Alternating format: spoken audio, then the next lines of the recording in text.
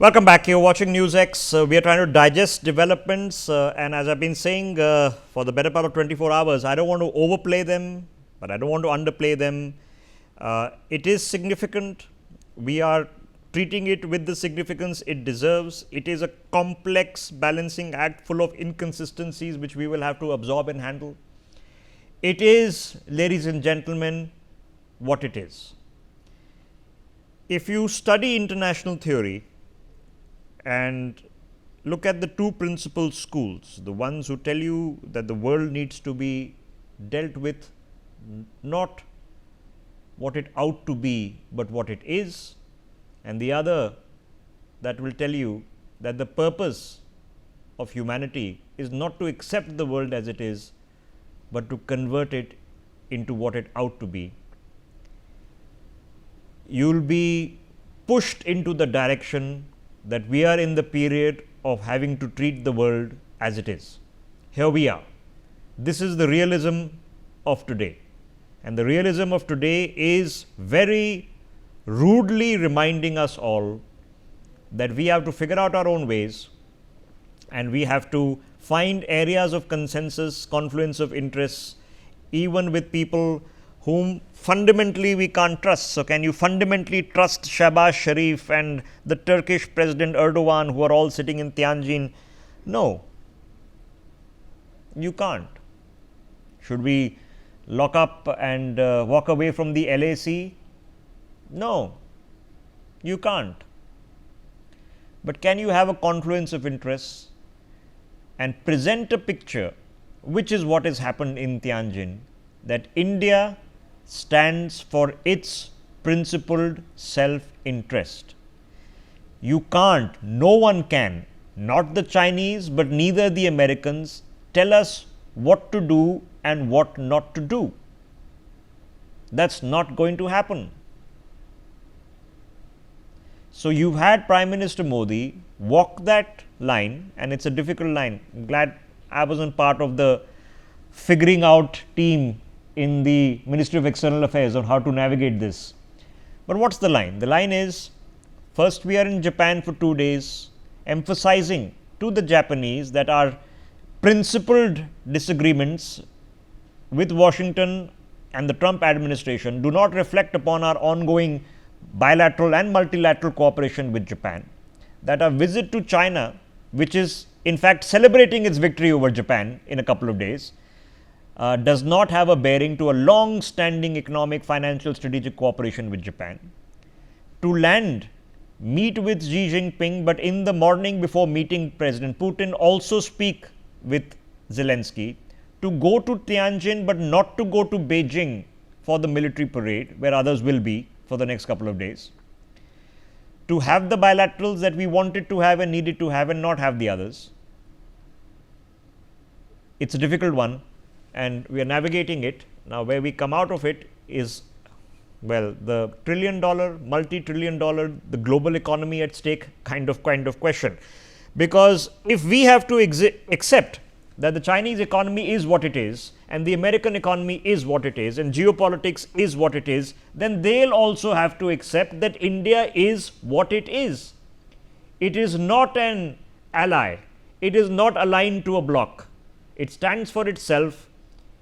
It has its own mind, and it has its own self-interest, and we are also now the fourth largest economy and will be the third in a year or a year and a half. So, they'll also have to accept that we are also a reality. I think Donald Trump is having to accept that in the past couple of weeks, even though his rhetoric hasn't toned down. I think to some measure, and I take it with a pinch of salt, to some measure in what Xi Jinping has publicly stated about two historical civilizations, both having a historical responsibility, rather than just the Chinese civilization and everybody else, would give me some suggestion that it's been a little bit more respectful this time around. Let's open up this conversation. Ambassador Baswati Mukherjee joining us on this broadcast, who's been in these what would seem impossible diplomatic pickles for 40 years and is still here, can educate us on how we are navigating this and how we are doing. Hopefully, we are doing well. We are expecting the press conference of the MEA to start very shortly. Ajay Dua is with us as well. He's been the former Commerce Secretary of India. Professor Madan Nalapat stays on with us, and Martin Saares is joining us from Frankfurt in Germany. Ambassador Mukherjee, let me quickly come to you because we're expecting the MEA briefing to happen. Has it gone well? Have we walked the tightrope? And it's a complicated, messy tightrope for sure. If you're sitting in China, have we sort of done it just about right? I think we've done it very well, Rishabh. And stopping over in Japan before going to China was a brilliant move. As indeed was a decision not to go for the military parade. At the same time, getting the bilaterals that we wanted, meeting Putin and meeting Zelensky, and having the one-to-one with Xi Jinping, which sends out a very powerful message in case the American administration and Trump want to hear it, which is that we stand for strategic alignment as suited to our core national interests, just as the Americans do. And that if they want to pick up the pieces, we are there to help them pick up the pieces. If they want to throw the pieces of the strategic partnership into the garbage bin, we're ready for that too, because he's not going to be there forever. And we will recommend with whoever succeeds him. At the same time, as the fastest growing economy globally. Okay, all right, ma'am. Sorry to interrupt you. The Foreign Secretary is speaking. Let's listen in. And our Joint Secretary who's in charge of SCO in the ministry, Shri Mayank Singh. With that, I invite Foreign Secretary to make his opening remarks on the developments so far. So the floor is yours. Thank you, Randeep. Good evening, all. Thank you for joining us this evening. As you're all aware, Prime Minister is on a visit to Tianjin for the SCO Summit taking place here. He arrived in Tianjin yesterday evening to a warm reception by the host government and subsequently a very vibrant cultural reception by the Indian community in Tianjin. Prime Minister's first engagement this morning was a bilateral meeting with President Xi Jinping of the People's Republic of China. We've released a statement on that meeting. You would be aware of the details. Let me just fill you in on a couple of aspects of the meeting. As you're aware, this is the second meeting between the two leaders in the space of less than a year. There was their last meeting was in Kazan in October last year, where they had laid down certain strategic guidelines for the development of bilateral relations and set out certain goals to be achieved by the two sides. In their meeting this morning, both the leaders were happy to note the progress that had been registered, the actions that had been taken since the meeting in Kazan, and the momentum that had been maintained in bilateral relations since that meeting, especially in the domain of people-to-people relations. This morning, the leaders shared with each other their perspectives for longer-term growth and development of the two countries. They spoke about their respective understanding of principles for bilateral relations, which it is expected will help guide the future work of the two sides as we work on other aspects of the relationship. For instance, they both agreed that the two countries were primarily focused on their domestic development goals, and in this they were partners rather than rivals. It was also an element of consensus between them that a stable and amicable relationship between India and China can be to the benefit of the 2.8 billion people who live in the two countries. The common interests of the two countries outweigh their differences, And the two leaders also shared a consensus on the fact that differences should not be allowed to be turned into disputes. It was also understood that it is critical that India and China grow and cooperate if there is to be an Asian century and a functioning multipolar world order with a multipolar Asia at its heart. President Xi made 4 suggestions to further upgrade bilateral relations, namely to strengthen strategic communication and deepen mutual trust, to expand exchanges and cooperation to achieve mutual benefit and win-win results, to accommodate each other's concerns, and finally to strengthen multilateral cooperation to safeguard common interests. And all of these were responded to positively by Prime Minister Modi. The boundary issue also figured in the discussions. Both leaders took note of the successful disengagement last year and the maintenance of peace and tranquility in the border regions since then. In voicing certain principles related to this issue, the Prime Minister underlined the need for peace and tranquility on the border areas for continued and smooth development of bilateral relations. And there was understanding on the need to maintain peace on the borders using the existing mechanisms and avoid disturbances to the overall relationship going forward. At this point, I want to highlight or draw your attention to the outcomes of the 24th round of talks between the special representatives of India and China on the boundary question, which was held in New Delhi less than 2 weeks ago. In their meeting today, both the leaders positively appraised these outcomes and decisions from that round of talks. They encouraged the efforts of the SRs and agreed to accelerate the implementation of the outcomes and the understandings that have been reached between the SRs. They also expressed a commitment to a fair, reasonable and mutually acceptable resolution of the boundary question, proceeding from the political perspective of their overall bilateral relations and in the long-term interests of the two peoples.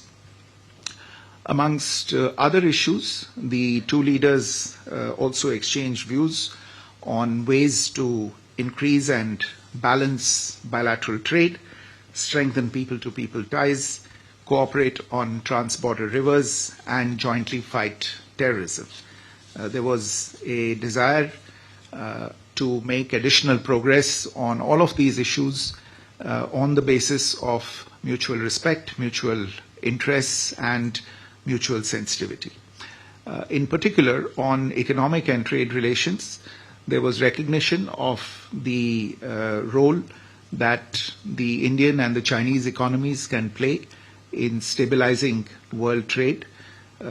Both leaders underlined the need, once again, to proceed from a political and strategic direction to reduce their bilateral trade deficit, facilitate bilateral trade and investment ties in both directions, and increase policy transparency and predictability. There was also a discussion on regional and global issues and challenges, including with regard to multilateral platforms. Prime Minister expressed support for China's ongoing presidency of the SCO and the summit in Tianjin. He also invited President Xi to the BRICS summit that India will be hosting in 2026. President Xi thanked Prime Minister for the invitation and offered China's full support to India's BRICS presidency. In addition, following this meeting, Prime Minister had a separate meeting with His Excellency Mr. Cai Chi, who's a member of the Standing Committee of the Politburo of the Communist Party of China. As you are probably aware, Mr. Cai also holds several important positions in the party. There was originally a proposal from the Chinese side for Mr. Cai to host a banquet for the Prime Minister on behalf of President Xi Jinping. This was meant as a special gesture to show the importance attached by China to the visit of the Prime Minister, which was taking place after a hiatus of nearly 7 years. However, as there was a scheduling conflict, it was decided to have a brief meeting between Prime Minister and Mr. Cai.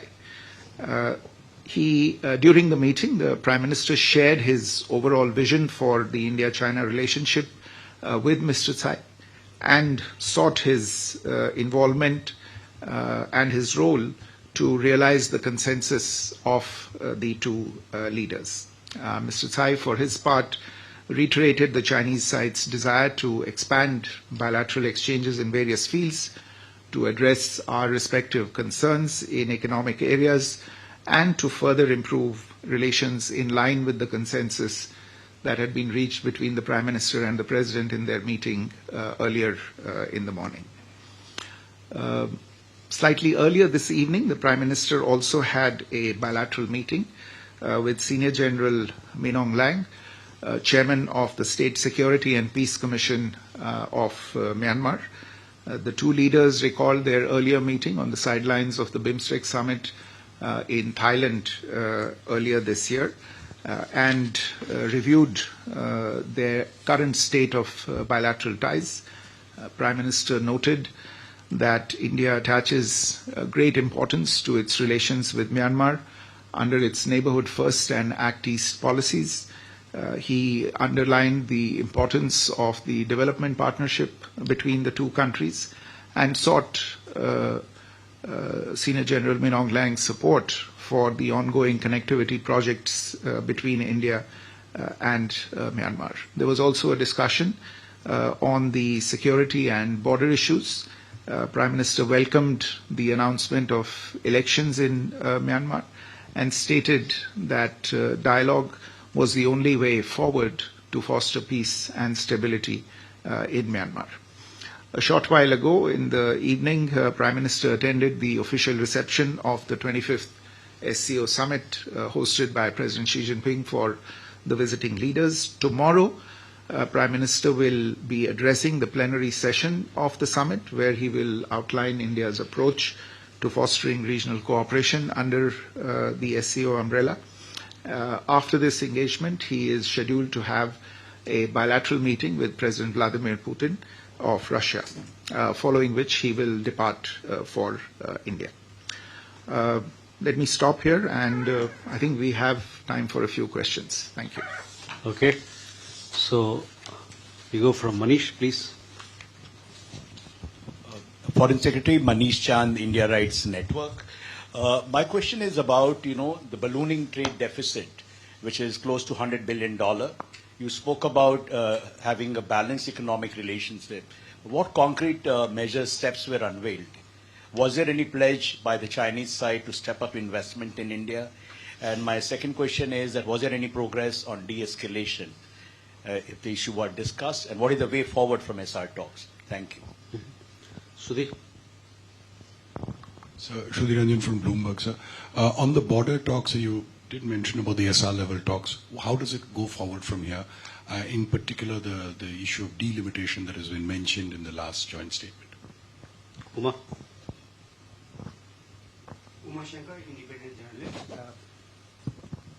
Uma Shankar Singh, independent journalist. मेरा सवाल ये है कि चीन की तरफ से जो बयान जारी किया गया है उसमें राष्ट्रपति शी के हवाले से कहा गया है कि उन्होंने प्रधानमंत्री मोदी से ये कहा, और मैं कोट कर रहा हूं, कि हमें सीमावर्ती क्षेत्रों में शांति और सौहार्द बनाए रखने के लिए मिलकर काम करना चाहिए और सीमा मुद्दे को समग्र चीन भारत संबंधों को परिभाषित नहीं करने देना चाहिए। सवाल यह है कि भारत क्या चीन के इस रुख से जो सहमत है, क्योंकि भारत पहले से कहता रहा है कि 2020 अप्रैल के पहले की यथास्थिति जो है वो पहली शर्त है दोनों देशों के बीच संबंध को सामान्य करने की। सिद्धांत।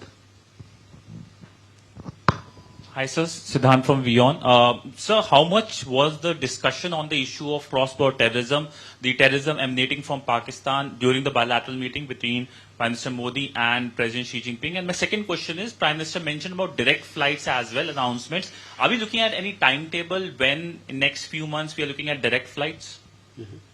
Megha? So I'm Megha Prasad from ABP. My question is about the conversation that President Zelensky had with Prime Minister Modi yesterday. And he puts out on Twitter, and he says that while he was talking to Prime Minister, he's also said that Ukraine reaffirms its readiness for a meeting with the head of Russia. Now, Prime Minister is meeting President Putin tomorrow. Is there some sort of an expectation from Ukraine that India would mediate? If yes, what's the stand that India would take in this situation? So we can take these questions first.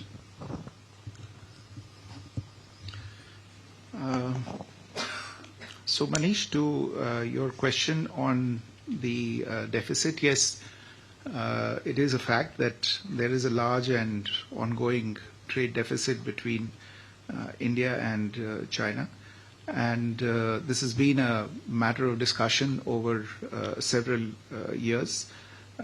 In the current context as well, in fact, this is a discussion that started even when Foreign Minister Wang Yi was in Delhi and meeting with External Affairs Minister Dr. Jaishankar. The issue was raised there as well by us.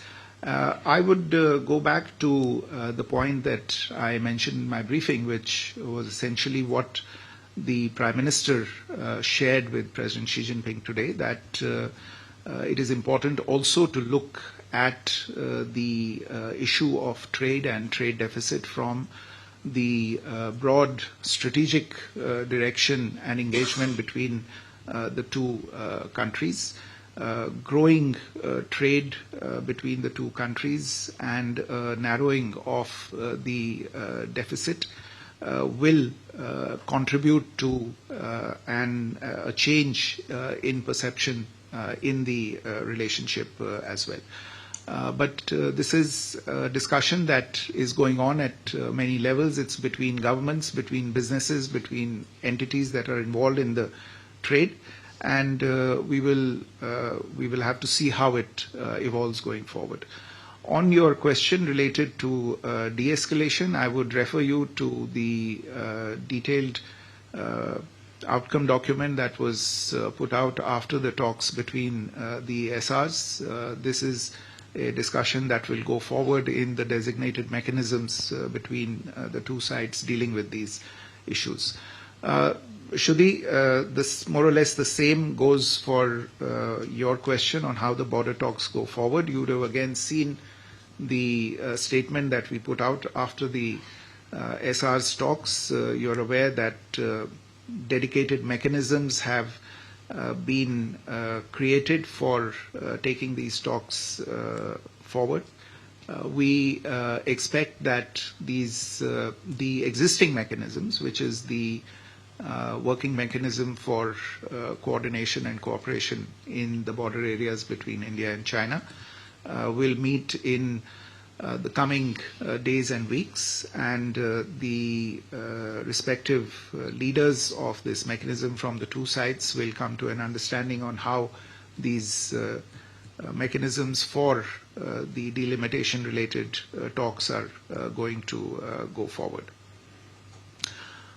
Uma, आपका जो प्रश्न था कि जो राष्ट्रपति she ने कहा है बाउंड्री इश्यूज और द्विपक्षीय संबंधों के बारे में, देखिए मैं सिर्फ इतना कहूंगा कि हम शुरू से मानते आए हैं और अलग अलग स्तर पे हम ये साफ कहते आ रहे हैं कि बाउंड्री पे जो स्थिति होगी वो स्थिति हम उसका जो एक तरह से असर है वो द्विपक्षीय रिश्तों में किसी न किसी तरह देखेंगे, और इसी वजह से सबसे जो एक तरह से इंश्योरेंस पॉलिसी है द्विपक्षीय संबंधों के लिए वो बाउंड्री पे पीस और ट्रैंक्विलिटी मेंटेन करना है. तो ये बात आज बड़े स्पष्ट तरीके से प्रधानमंत्री जी ने भी राष्ट्रपति शी के सामने रखी और हम इसे मान के चलते हैं. Siddhant, on your questions, See, cross-border terrorism was mentioned by the Prime Minister as a priority. And I would add that he did underline the fact that this is something that impacts both India and China, and that it's important, therefore, that we extend understanding and extend support to each other as both of us combat cross-border terrorism. And I would, in fact, like to say that we have received the understanding and cooperation of China as we have dealt with the issue of cross-border terrorism in the context of the ongoing SCO Summit. To your question on direct flights, this is something on which the two sides have been engaged quite intensely in recent weeks and months, following the direction and the understanding between the two sides at a higher level earlier this year that this is one of the areas in which we should move forward. Since then, a number of rounds of technical level talks have been held. If I'm not mistaken, there was a civil aviation delegation from India in Beijing earlier this week for further discussions. My understanding is that at a broad level an agreement or a consensus has been reached on restarting direct flights, and this is something that you heard the Prime Minister refer to in his comments this morning. What remains, I think, are certain operational issues, and the two sides are in contact with each other. There are issues related to the air services agreement, issues related to scheduling, calendar, etc. My understanding is that these will be addressed in the coming few weeks, and we should see a resumption of direct flights soon after that. Megha, your question on the Prime Minister's conversation with President Zelensky of Ukraine, and I think we have put out an account of the conversation between the Prime Minister and President Zelensky as to how and what will be reflected in the conversation with President Putin. I would at this stage not preempt the conversation that is going to take place tomorrow afternoon. But we'll try and update you on the proceedings in that conversation once it takes place tomorrow. Thank you. Okay, Gauri. So Gauri Dwivedi from NTTV. First question, sir. Did the issue of additional tariffs imposed by the Trump administration figure in the talks in the backdrop of China supporting India's stance? And secondly, with regard to the applications, the Chinese applications that remain blocked in India, has there been any discussion to that effect? Shubha. Foreign Secretary Shubhajit Roy here from Indian Express. In the readout, in the Indian statement, I see that it's been framed that India and China are not rivals but partners.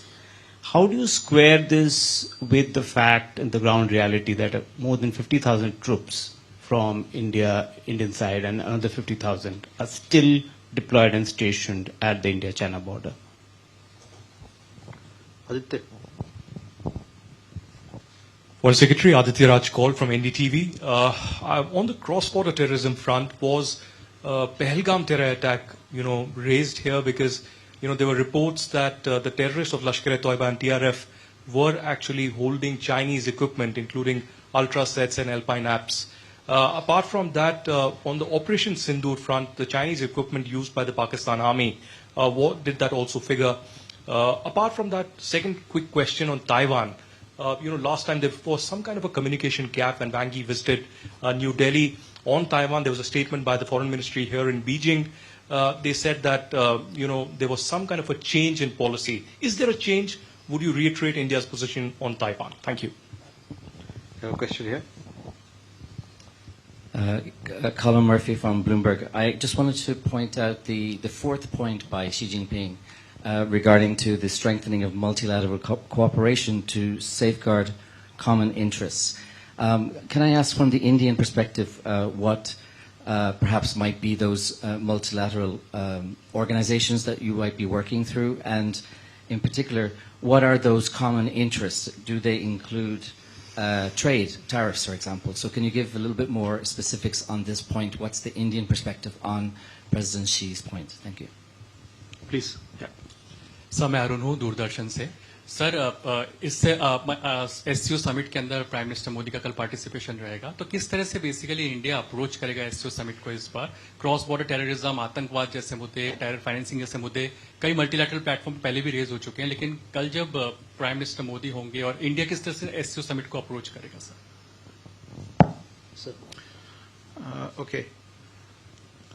On the question related to Gauri's question on tariffs, etc. Look, what I'll say is that the two leaders discussed the international economic situation. They recognize the challenges that flow as a result of what we see happening around us. And the focus of the discussion, I would say, remained in the bilateral domain. Of course, they recognize as I said, they recognize what's happening on the international plane and the challenges it creates, but they tried to, in a sense, see how to leverage that for building greater understanding between themselves and how to, in a sense, take forward the economic and commercial relationship between India and China in the midst of these evolving challenges. As to your question about the Chinese applications, I don't have any update for you on this at the moment. Perhaps you could refer to the Ministry of Electronics and Information Technology in India for this. Shubhajit, your question on squaring the issue of partners, not rivals, with troops at the border. Look, as I said, the formulation of the two countries being partners, not rivals, or as is put somewhat differently, of being opportunities for each other and not challenges. This is the framing of the relationship, and both leaders have done this framing of the relationship. This is what is desired, and this is what they see as the future of the relationship as well. The troops at the border, which are a reality, though I think that is again a situation that has started evolving over the course of the last year as the situation at the borders has become more or is moving towards normalization. That is something that has come about as a result of actions that have been taken at a particular point in time. And that's obviously led to a certain crisis, and it is that crisis that we have dealt with or attempted to deal with over the course of the last 5.5 years. That doesn't change the fact that the two leaders, and not just these two leaders, but previous leaders as well, what they have framed for the medium to long-term future of the relationship, which is that we should try, being the two large neighbors that we are to each other, being two of the largest economies in the world, being the only 2 billion plus population countries in the world, that the future that we should aspire to, the future that we should aim at, the one that we should work towards, is one of partnership and not one of rivalry. Aditya, on your questions related to cross-border terrorism, look, all I'll say is that without going into the specifics, that the issue was discussed. It was raised by the Prime Minister, and he outlined his understanding very, very crisply and very specifically on this issue. As I said, he outlined the fact that this is a scourge that both China and India have been victims of, and India is still combating this menace. And he asked for China's support on this particular issue. And as I said, the Chinese have extended their support in various ways on addressing this issue. As to your question on Taiwan, the answer is quite simple. There is no change in India's position on Taiwan. Kolam's question on the specifics of the two leaders talking about strengthening multilateral cooperation to safeguard common interests. Well, essentially, it's to, if you look at what's happening in the space of global trade, for instance, or multilateral finance, for instance, the understanding really is to do with addressing the deficit in global governance in these institutions that look after world trade or the multilateral financial architecture. Obviously, there is a deficit in how the WTO is working, for instance. There is even a deficit in how the United Nations is working at this point in time. These are obviously common interests for two countries such as India and China that are large actors on the international commercial, economic and financial stage, and therefore it is obvious for them to have a certain amount of understanding in strengthening these institutions that were originally tasked with looking at these issues.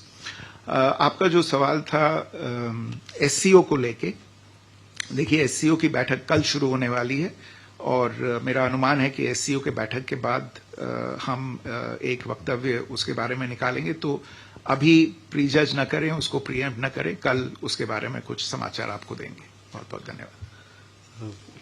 Thank you, sir. With that, ladies and gentlemen, we come to the close of this press briefing. We shall keep you updated with developments of tomorrow. Thank you. Right. There you've had it. I think that's pretty crisply put and as bluntly put as you can expect from the Foreign Secretary who's been in the middle of all of this.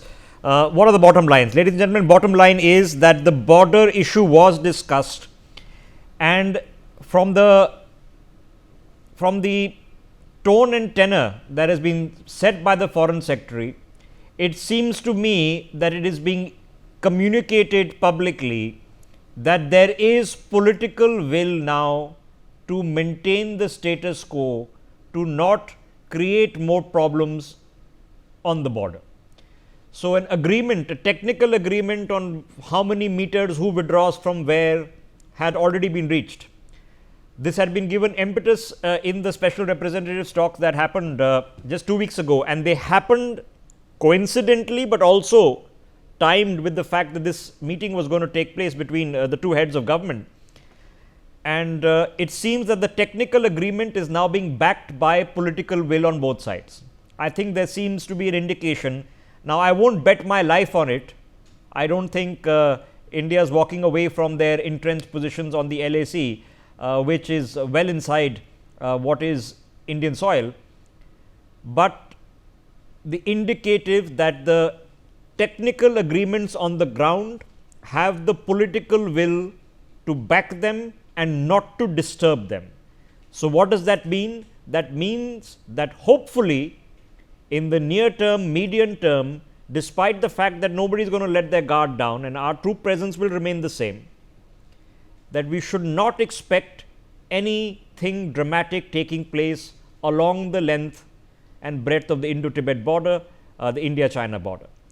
Now, that does not mean that the Chinese have backed off from anything, that they've backed off from the claims, or there's been some long-standing change of heart or change of stance. It just is limited to the fact that there has been relative peace and stability for a year, and that is likely to remain because we are moving on to next.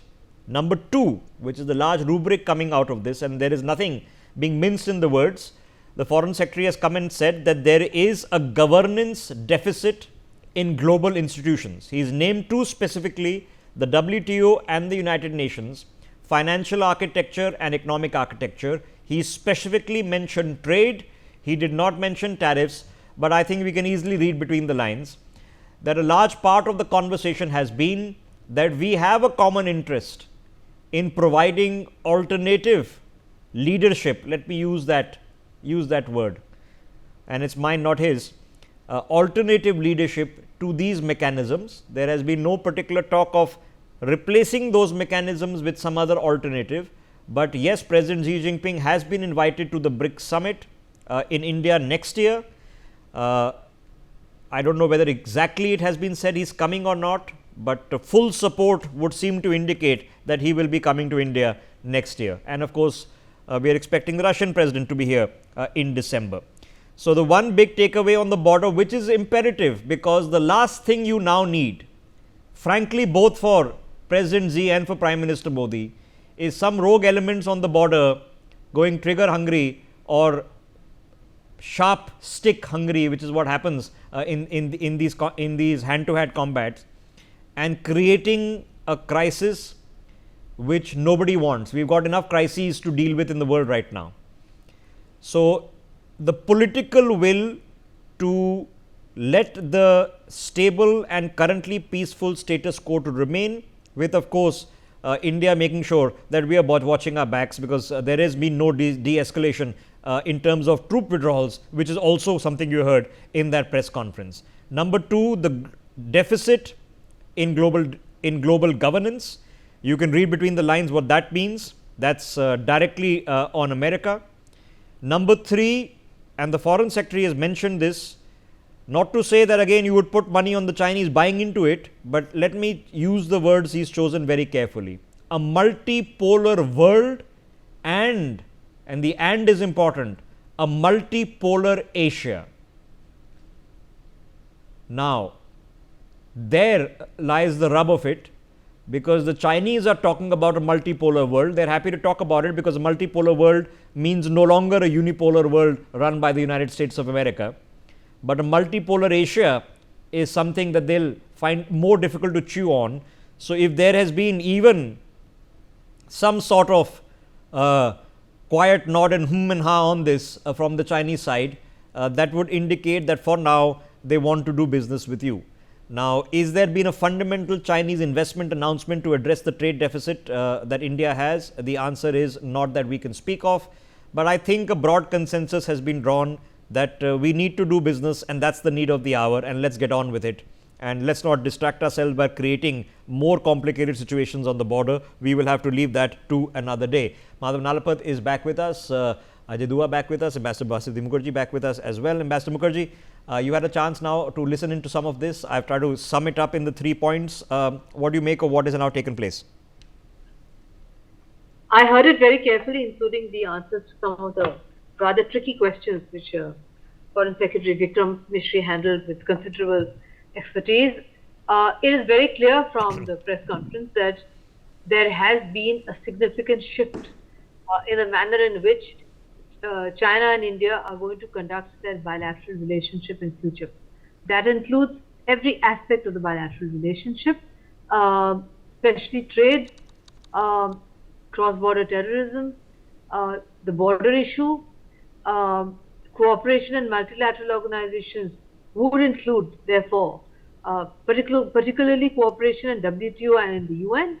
That includes Security Council, of course. But even more important, it also indicates that there is a willingness to go back to how we had conducted the relationship in the past, which was to keep the border issue alive but separate, to be looked at by a separate group. Usually, the discussions would take place twice a year, and we would see how we could take it forward in the easier sectors first and come to the more difficult sectors later, while keeping alive the other aspects of the bilateral relationship, including people-to-people contacts. In the people-to-people contacts, Foreign Secretary did not give a direct response to the keenly awaited announcement on resumption of direct flights, which is wanted by both the Indian diaspora in China, by Indian business and Chinese business, etc. I suspect there will be some kind of an announcement in the weeks to follow on that. I would imagine that Xi Jinping will come for the summit here, for the BRICS summit, and when he says full cooperation, the Chinese never use such words lightly. Their language too is very, very nuanced. He spoke in Chinese, as that view he did, and he said that it's full cooperation. It means that they will fully cooperate and support us in our presidency of BRICS. BRICS is an organization to which Trump is completely allergic to. He can't stand the word. He thinks BRICS means the downfall of the US dollar, and that's it. And he, just as he said that the Ukraine war is Modi's war, he has also accused India of being in BRICS, which he says is a fundamentally anti-American organization, even though it has given no such indication, including at its latest meeting. Okay. So I think the BRICS summit is going to be very, very, very important. And I think it actually implies that India has strategically rebalanced itself. Next move is up to Trump. Is he going to give in for the tariffs or not? Okay, If next it move. does Yeah, not- next move is Donald Trump, and all the trend that we've seen in the past few weeks would be he's going to double down. Who knows? It might be 100% tomorrow morning. So who knows? Let me go across to my colleague Megha, who's there in Tianjin. She was there in the press conference. Megha, so we seem to be in terms of protocol, in terms of schedule done for the day. What's the schedule for tomorrow? Yes, yeah, the press briefing has concluded and that was the last of the engagements that the Ministry of External Affairs was going to do with the media, and that's done. Tomorrow, of course, is going to be Prime Minister Narendra Modi, who is going to be participating in the plenary session of the SCO Summit, and he's going to be addressing the member nations as well as the dialogue partners who would be arriving over there. And after that, he's going to go straight into that 45-minute bilateral meeting with President Putin of Russia, and from there he's going to head back to Delhi. So that's the schedule for tomorrow. But more importantly, the big ticket agenda items, the discussions that were had between Xi Jinping and Prime Minister Narendra Modi, and this was also reiterated by Foreign Secretary Vikram Misri. I think the talk started from India's side was about the happiness and satisfaction shown by the Indian side that there was disengagement that happened last year in October, and it was peaceful and tranquil all this while, and there's a hope that this continues so, because that is the bedrock of a peaceful, cooperative association between India and China. And also Xi Jinping at this point of time also making a very nuanced statement when he went on and said that borders should not be the be-all and end-all of a broader India-China relationship. So yes, I mean, I think both leaders are treading very softly on this very sensitive issue that led to that 2020 Galwan clash and resulted in a complete destruction of the relationships that India and China had built under Prime Minister Narendra Modi. Remember, there were at least 4 of those visits that had been made, 2 from Prime Minister Narendra Modi's side and the other 2 from the Chinese President Xi Jinping before the Galwan clash happened. So that is going to be instrumental carrying forward how the India-China relationship moves forward. Okay, all right, Megha, I know it's late into the evening now in Tianjin, so we'll bid you a good night and pick this up early tomorrow morning when the next big bilateral between President Putin and Prime Minister Modi also happens, and of course the main session in which we'll get to hear Prime Minister Modi's statement on the SCO at large, and I'm assuming these matters including cross-border terrorism. So now let's get back to picking up our conversation. Professor Nalapat, now the Foreign Secretary has just told us that there is substantial help or substantial understanding on the issue of cross-border terrorism with China. Now, he's not mentioned it once, he's mentioned it 2 or 3 times, which would indicate that it is not just a conversation as it has been in the past, that we tell them that cross-border terrorism, Pakistan is an issue. They say yes, of course, all terrorism is bad, and then they tell Pakistan, go for it and go for broke, and we are all weather allies, and nothing really changes. So if we are indicating that they are actually helping us, what does that mean? Look, Rishabh, the fact of the matter is the Chinese need a tranquil border with India for a simple reason that Xi Jinping's priority is Taiwan and somehow absorb Taiwan because for him to come to a 4th term, he needs to do something spectacular, and for that he has to take control of Taiwan by one way or the other. So clearly he's got a very clear interest in keeping the India China border, the line of actual control, tranquil. There's no question about that. And that will probably include keeping the generals in Pakistan in check, because if there is a clash, then obviously the Chinese, I mean, it's very clear whose side they're on by the arms, missiles, and I mean, last time there's also satellite and logistical help, and this time also there's going to be a war. The Chinese will be hard put to deny that to a quote unquote all-weather friend. So I think we can look forward to a tranquil situation for some time to come. There's no doubt about it. And I think Prime Minister Modi asked all the tough questions. He basically made all the difficult, raised the different issues, the difficult issues. He has been very forthright. And tomorrow, of course, he's meeting an old friend, President Putin. And I think the Prime Minister is well aware, as far as Xi Jinping is concerned, that look, I mean, he has dealt with Xi Jinping many times in the past, and he knows the experience. So I think he comes with a lot of knowledge about that, and I don't think there's any spectacular expectations. May I point out, Rishabh, the Chinese have built massive infra on the border, massive infra right up to the border, and of course so have we under Prime Minister Modi.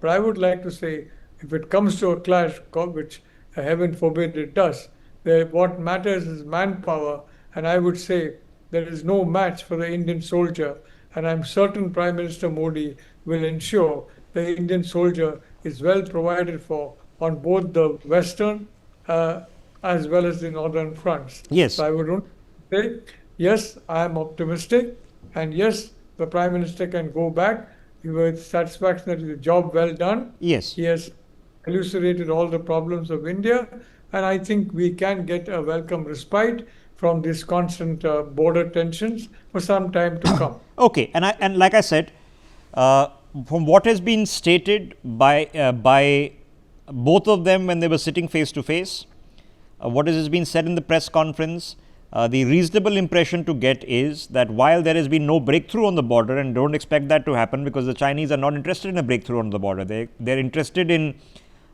keeping you napping while they eat up everything that they possibly can. So I don't think that changes in principle, but is there a political agreement, political support at the very top not to have this headache for the foreseeable future?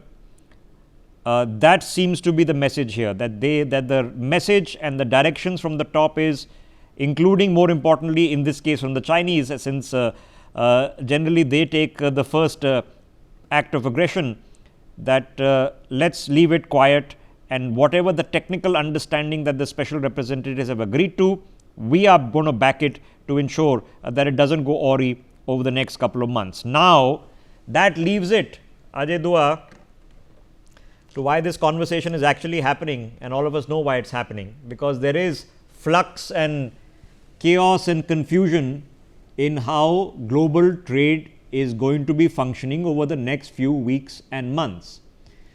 So what have we just achieved here? Because we all have a confluence of interest that the Americans in the current dimension are creating a lot of disruption. The Trump administration is creating a lot of disruption. Can we possibly ease it out through these conversations? Is there a possibility that investment from China or smoother trade with China can fill a little bit of the hole that is going to be created? Thank you, Rishabh. I've attentively heard what has been said in the press conference by the Foreign Secretary. I think probably there was no direct talk of the tariff issue between the two heads of governments, but that the world is besieged by this, and that certainly seems to have come up because they've talked of alternative arrangements to the global bodies like the WTO. UN, of course, has also been mentioned by the Foreign Secretary, but the fact is that it's certainly bothering us, the high rate of duty plus the penalty, and the matter with China has yet to be settled.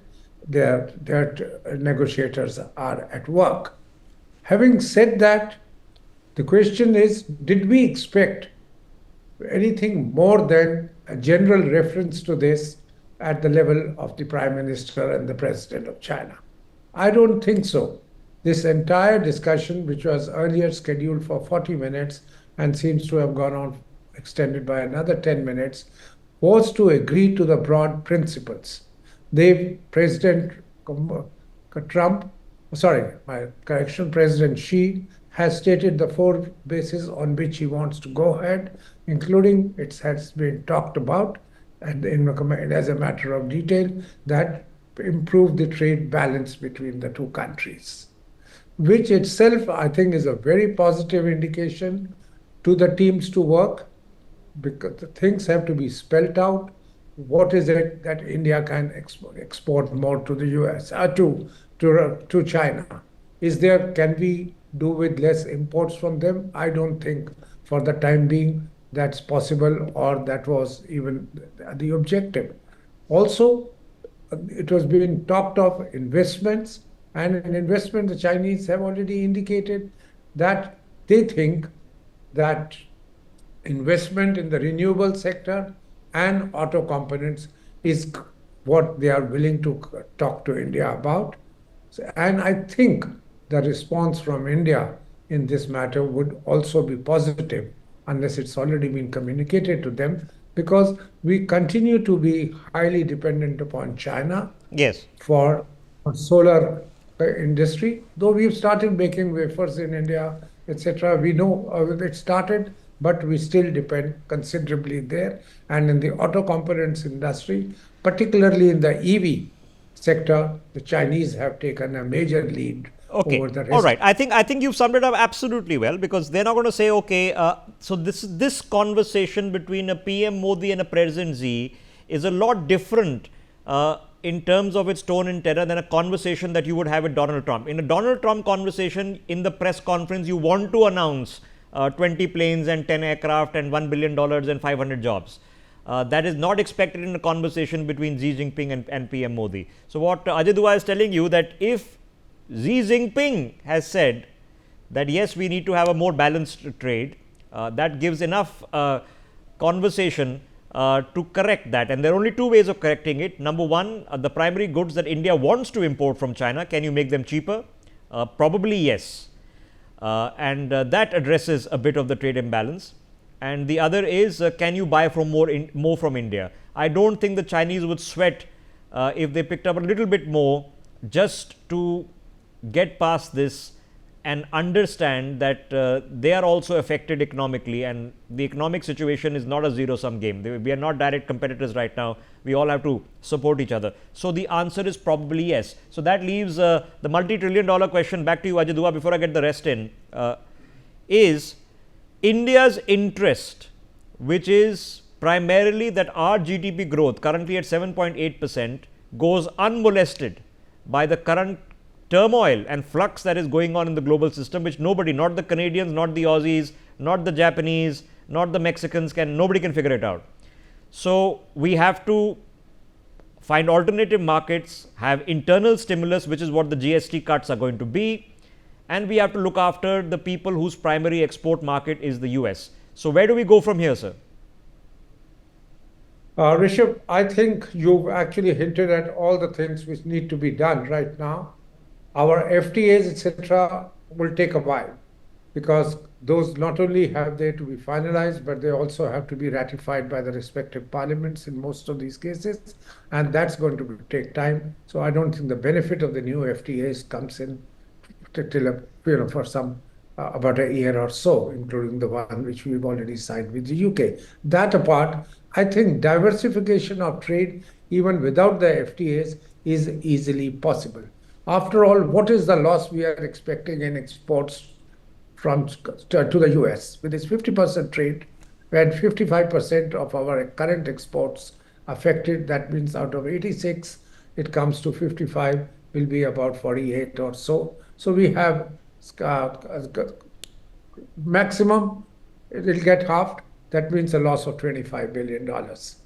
and look to get markets for $25 billion elsewhere for our labor-intensive industry items is possible and is likely to happen because we remain competitive in those markets.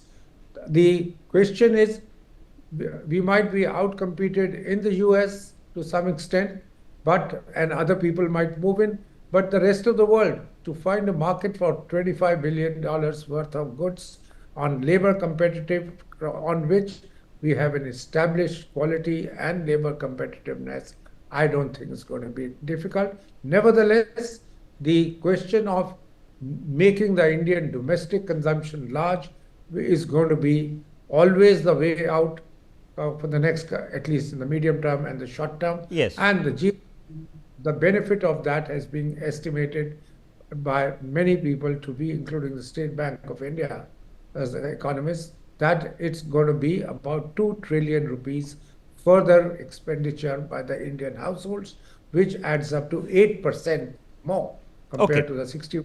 Yes. So like I said, we although the economic situation right now is stable, we are preempting a disruption which is going to happen. Let's not kid ourselves. Okay. And the GST move preempts the disruption, hopefully without hurting, perhaps even benefiting the national exchequer. Who knows? The GST cuts should in the next few months actually ensure larger revenue, because as Ajay Dua is pointing out, more people are going to be tempted to go out and spend because things are immediately, in many cases, going to become 10% cheaper. Okay, and that's not an insignificant amount. So we are looking okay. Now we have to navigate, and I'm very glad Ajay Dua has put a number to it. It's between, as we've been discussing with Sharad Kohli and others, it's between 25 to 50 billion dollars. So it is a chunk of change. Let's not kid ourselves, but it is not an insurmountable chunk of change. So if you can think that, all right, a little bit of extra buying from the Chinese takes care of 3 or 4 billion, and if the Japanese pick up a little bit more, it's a couple of billion, and you know, you've looked after a few billion here. If the GST cut is the stimulus which gives you some flexibility, we will have to do some sort of intervention with those companies who are employing people whose primary market is the US, where 50% or more of the businesses with the US. We will have to come up with a package for them. So I'm expecting that to come up from government in the next few weeks, now that this is over. But we've also set a trend, and Ajay Dua, last quickly before I let you go, is in an unpredictable, very realistic world, okay, where everyone now is out for themselves, and we are saying we are not part of any alignment, we are not part of any bloc. We will do the deals that we have to do where we see fit to do them. What is the message that has been sent out? If you are analyzing this in Washington, and people will be, what is the message we want to communicate? I think the message is going to be loud and clear that we are for ourselves, like everybody else in the world. We are clearly where we have taken this stand, nothing new now. We talked about non-alignment way back in the 50s. What was non-alignment? We are not a part of either bloc. All the countries which India was able to mobilize, India and others, Egypt at that point of time, China as well, was to say that let's not be a part of any superpower or any blocs emerging at that time, or which were. So here we have stuck to that. If we are a part, we do not want to disrupt our relationships with the United States. That message should be loud and clear. All right, trade, we have an issue, and you've been unfair to us, but we are not going to let that translate directly to our strategic relationship with the US. Okay. Similarly, with China, we should develop a relationship. We just talked about it with Russia and any other center of power. Whichever works for us, we will be with them, and that be our. Okay, so let's face it, it is what it is, and that's the only bit of statement that I can offer to you. It is what it is. Can you trust China? The answer is no. But can you trust the Americans? The answer we've learned in the past couple of months is no. So you have to take it in a transactional face value and keep your guard up. And if the transactional face value is telling you that there's a confluence of interest to do this increased trade, then it's better for everyone. So let's do it. 3 months later, the situation might change. Something dramatic might still happen. So we have to keep our guard up, but we have to keep our guard up with the Americans also. And that's a lesson we've learnt as well. Ajay Dua, thank you. And good night to you, sir, for your intervention here after that press conference, which you patiently heard with us.